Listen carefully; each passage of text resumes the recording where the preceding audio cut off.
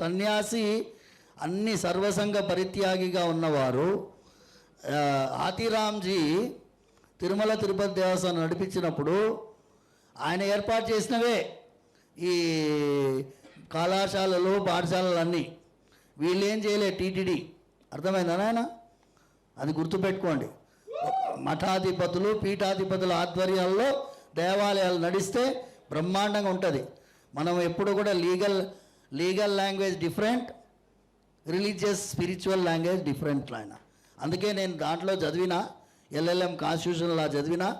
ఇప్పుడు supreme court judge గారిని stand up on the bench అనేటట్టుగా నాకు కాన్స్టిట్యూషన్ లా తెలుసు.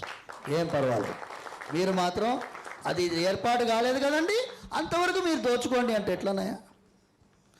ఈ దేశము 1947లో ఈ దేశాన్ని స్వాతంత్ర్యం వచ్చినప్పుడు బ్రిటిష్ వాడు కూడా ఇదే చెవులో పువ్వు పెట్టిండు.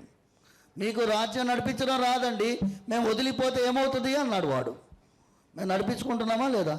పొడవ కాలు ఇరిగిపోయింది, ముక్కు పగిలింది, అయినా నడిపించుకుంటున్నామా లేదా?